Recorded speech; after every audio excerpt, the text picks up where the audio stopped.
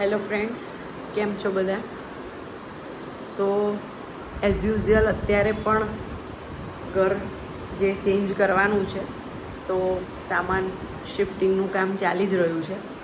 Time ખૂબ જ ઓછો મળે છે કારણ કે અમે બંને જોબ કરીએ છીએ અને એટલે મોર્નિંગનો ટાઈમ, આફ્ટરનૂનનો ટાઈમ તો બિલકુલ નથી મળતો. સાંજે જે કંઈ ટાઈમ મળે છે એમાં થોડુંક સેટ કરીએ છીએ. બટ સન્ડે સુધી તો ફાઇનલી અમે અમારા નવા ઘરે રહેવા જતા જ રહીશું. તો આ ચેનલ ઉપર કદાચ ઘણા બધા નવા હશે જે લોકો મારા વિશે નહીં જાણતા હોય, તો આજે હું થોડીક મારા વિશે વાત કરું આ વિડીયોમાં. તો હું અને મારા હસબન્ડ બંને હાયર સેકન્ડરી સ્કૂલમાં ટીચર છીએ. હું બાયોલોજી સબ્જેક્ટ ભણાવું છું 11-12માં અને ઇંગ્લિશ ભણાવે છે 11-12માં. અમારી સ્કૂલનો ટાઈમ મોર્નિંગનો છે 7:30 to 7:45 અમારે સ્કૂલે પહોંચી જવાનું હોય છે અને ત્યાર પછી હું 11 વાગે ફ્રી થઈ જાઉં છું અને મારા હસબન્ડ પણ અરાઉન્ડ 2-2:30 ફ્રી થઈ જતા હોય છે. હવે તમે જાણો જ છો કે મારી 1.5 વર્ષની નાની બેબી પણ છે. તો અને બીજું કે અમે આણંદમાં અત્યારે હું અને મારા હસબન્ડ બંને એકલા જ રહીએ છીએ. અમારી સાથે બીજું કોઈ ફેમિલી મેમ્બર નથી. તો બહુ ટફ પડતું હોય છે કારણ કે જોબ અને નાની બેબી. બટ એક વસ્તુ ખૂબ જ સારી છે કે મારી મમ્મીનો મને ખૂબ જ સપોર્ટ છે. એટલે ડેલી સવારે અમે એને અહીંથી બોરસદ મૂકવા જઈએ છીએ. બોરસદ મમ્મીના ઘરે મૂકી અને પછી અમે સ્કૂલે જઈએ છીએ બંને. અને બીજી એક સારી વાત એ પણ છે કે મારી બેબીને બહુ મારા વગર આમ વધારે ડિસ્ટન્સમાં નથી રહેવું પડતું અને વધારે સમય એકલું પણ નહીં રહેવું પડતું કારણ કે હું 11 વાગ્યાના ફ્રી થઈ જાઉં છું. મારા ક્લાસ પતી જાય છે એટલે હું 11 વાગે તો અરાઉન્ડ ઘરે આવી જાઉં છું.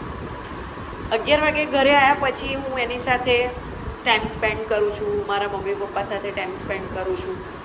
કારણ કે સાથે સાથે એ પણ કહી દઉં કે મારે કોઈ ભય નથી. હું અને મારી એક નાની સિસ્ટર જ છે જે હાલ કેનેડા છે, એ અત્યારે અહીં નથી. તો મમ્મી પપ્પાની પણ ટોટલી જવાબદારી, મીન્સ કે એમને જે કંઈ પણ જરૂરિયાત હોય છે એ પણ મારા ઉપર હોય છે. તો કંઈક લાવું કરવું હોય, કંઈક જરૂરી એમને જે પણ હોય છે ટૂંકમાં કામ, એ મારા માથા પર જ છે અત્યારે પણ. અને મને ક્યારેય એવું ફીલ નહીં થયું કે મને મારા કોઈ ભયની જરૂર છે. હું એકલી જ પૂરતી છું. તો એ શેડ્યુલ હોય છે.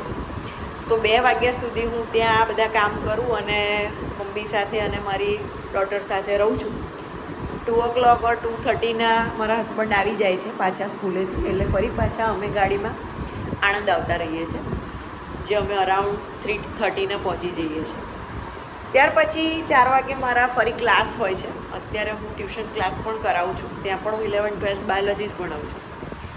તો પછી 4 વાગ્યાના મારા ક્લાસ હોય છે, 4 થી 6 વાગ્યા સુધી. અત્યારે 12th વાળાઓને બોર્ડની એક્ઝામ છે નજીકમાં, એટલે એ લોકો 12th બોર્ડ હવે થોડું રિલેક્સ છે, એ લોકો નથી આવતા ક્લાસ પર. એટલે અત્યારે તો ખાલી 1 hourનો મારે ક્લાસ હોય છે અને હું 5 વાગે રિટર્ન મારા ઘર પર આવી જાઉં છું. અને તમે સમજી જ શકતા હશો કે અમે મોર્નિંગ 7:30ને એટલે વહેલા જો સ્કૂલમાં પહોંચવાનું હોય તો અરાઉન્ડ 6:45ના ઘરેથી નીકળી જતા હોઈએ છીએ. એટલે બસ ખાલી સામાન્ય કામકાજ કરીને જ હું નીકળી જાઉં છું. બીજું કંઈ કામ કરવાનો સવારે મને ટાઈમ હોતો જ નથી. અને પછી સાંજે આવીને ઘરે 6 વાગ્યા પછી હું બધું જ ઘરનું કામ જે કંઈ હોય છે એ કરતી હોઉં છું.